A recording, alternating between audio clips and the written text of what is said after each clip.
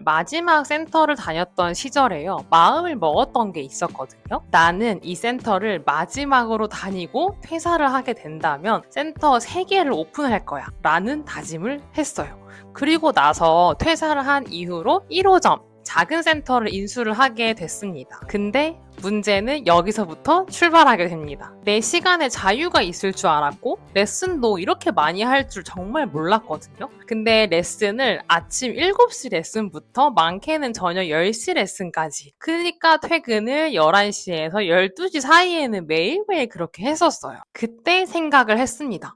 나는 센터 3개를 차리려고 했는데 이렇게 가다가는 3개는커녕 이 하나도 유지를 못하겠구나 하는 생각을 했죠. 내 몸은 하나인데 센터를 늘리는 거는 뭐 차치하고 저부터 슬슬 번아웃이 오기 시작을 하더라고요. 그때부터 마음을 딱 먹고 강사님을 채용을 했고 위임을 하나씩 하기 시작을 했어요. 그 이후로는 2호점을 차릴 때부터는 관리자님을 채용을 했습니다. 그때부터 진짜 오토 운영 시스템이 뭔지 익히고 공부를 하면서 본격적으로 연구를 하기 시작을 했습니다. 그렇게 하다 보니 3개 매장 오픈까지 하게 됐는데요. 오늘은 그래서 이 과정을 실제로 제가 어떻게 준비를 했는지를 구체적으로 풀어드려 볼까 합니다. 우선은요, 오토 운영이라고 하면 무슨 생각 먼저 드시나요? 사장인 내가 출근을 안 하고 강사님들만 레슨을 하는 그냥 그런 편한 운영이겠지 싶으실 수도 있는데요. 그건 결과물이지 이 결과를 만들어내는 것까지의 과정이 중요합니다.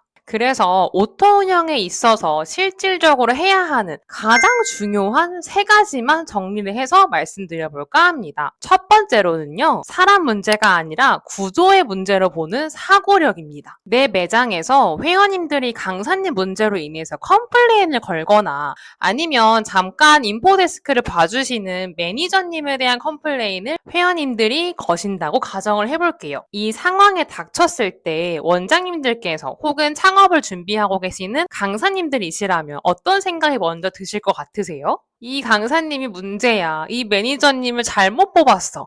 혹시 이렇게 생각하고 계실까요? 이렇게 생각을 하고 계신다면 강사님을 교체하시거나 매니저님을 교체하시는 게 해결 방법으로 떠오르실 텐데요. 근데 이런 해결책을 쓰게 되시면 사람이 바뀌면 또 그 사람으로 인한 문제가 또 생기겠죠. 이런 상황에서 사람 문제가 아니라 구조가 문제였구나로 생각을 해주시는 게 정답입니다. 강사님으로 인한 문제가 터져서 회원님이 컴플레인의 의견을 주시는 상황이 닥치셨을 때는요, 강사님 그 개인의 문제를 볼 게 아니라 센터 시스템 안에서 강사님을 교육하신다든지 강사님에 대한 관리 시스템이 제대로 있는지, 이 시스템이 작동을 잘 하고 있는지를 점검을 해주셔야 한다는 거죠. 이 강사님이나 매니저님 혹은 관리자님, 개인의 그 사람 문제로 계속 보시는 순간 운영을 해나가신 대표님도 계속 스트레스를 받으실 수밖에 없고 오토 운영이 잘 되지도 않으실 거예요. 왜냐하면 오토 운영의 의미는 사람이 아니라 구조로 돌아가는 센터이기 때문입니다. 두 번째는요, 강사님의 의존도보다는 센터 시스템의 의존도를 높이는 겁니다. 운영을 직접 하고 계시는 원장님들이시라면 아마 생각을 해보시는 게 조금 더 수월하실 텐데요. 만약에 우리 센터에 1등 강사님, 인기 강사님이 계신다면 그 강사님이 만약에 퇴사를 하게 되실 경우에 우리 센터에 어떤 일이 벌어질지 상상을 한번 해보시는 거예요. 저의 사례를 말씀을 드리면요. 저도 1호점만 했던 창업 초반에는 강사님이 너무 좋으셨는데 강사님 퇴사하신 이후로 많은 회원님들이 이탈을 하셨어요. 그때 제가 만든 게 강사님 퇴사 시에 어떤 액션을 취할 건지에 대한 액션 매뉴얼을 만들어 봤습니다. 원장님들이시라면은 이 문제가 가장 센터 운영에 있어서 고질적인 문제라고 생각을 하실 거예요.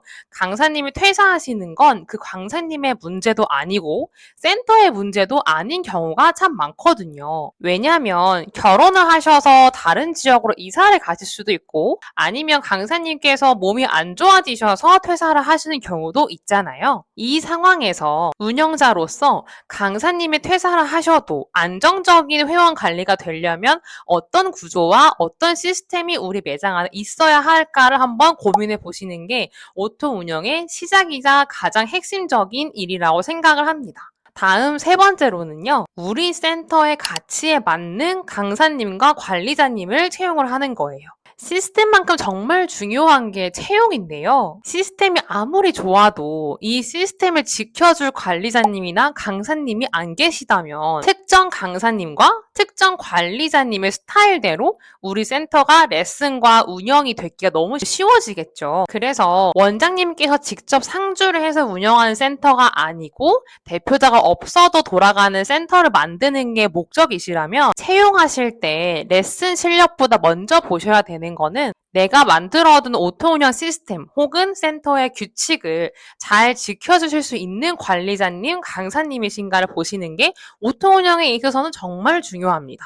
시스템은요, 우리 센터가 나아갈 방향을 정해주는 역할일 뿐이고 이 방향에 맞는 사람을 구인을 해야 하는 게 핵심인 거죠. 그래서 구조, 시스템, 사람 이렇게 세 개가 같은 방향으로 돌아갈 때 가장 안정적으로 오토 운영 시스템이 돌아갑니다. 반대로 오토 운영이 잘 안 되시는 원장님들의 특징을 잠깐 설명을 드리면요. 일단 매뉴얼이 없이 강사님과 관리자님께 교육을 시켜드린다는 점이 있어요. 그때그때 상황에 맞춰서 구두로 교육을 시켜드리는 거죠. 두 번째로는요. 숫자에 관심이 없으시는 경우입니다. 저번 달보다 이번 달 매출이 조금 잘 올랐네. 이 정도로 끝나시면 절대 안 됩니다. 만약 매출이 200만 원이 올랐다면 어떤 부분에 있어서 얼마나 몇 프로나 올랐는지를 꼭 체크를 해주셔야 되고요. 이 시스템이 잘 작동을 해야 대표자인 내가 센터에 없어도 핸드폰으로도 우리 센터의 운영 상태를 확인을 할 수가 있는 거죠. 그래서 오늘은 오토 운영하는 방법에 대해서 짧게 설명을 드려봤는데요. 2호점을 차리고 싶은 꿈이 있으시거나 오토 운영을 해서 내가 출퇴근을 하기보다는 매장의 시스템을 만들어 놓고 좀 더 가치 있는 일에 시간을 투자하고 싶다 하시는 분들은 오늘 영상을 참고를 해보시면 너무 좋으실 것 같고요. 실질적으로 혼자 하기 어렵다 하시는 분들을 위해서 1:1 컨설팅과 운영 스터디를 진행하고 있습니다. 스터디를 참여하고 계시는 수강생 분들께서 당장 어떻게 오토 운영을 해야 하는지 방법을 모르셨는데 어떤 것부터 시도를 하면 될지 정리가 되셨다는 후기들이 참 많으세요. 다음번에 스터디를 하게 될 때 유튜브로도 공지를 한번 드리도록 하겠습니다. 저의 프로필 링크를 들어가시면 다양한 운영 정보 얻어가실 수 있으니까요. 꼭 참고를 해보시면 너무 좋으실 것 같아요. 오늘 영상도 끝까지 봐주셔서 너무 감사드리고 다음 영상에서도 더 유익한 필라테스 센터 운영, 인수, 오토 운영 정보로 가지고 오겠습니다. 감사합니다.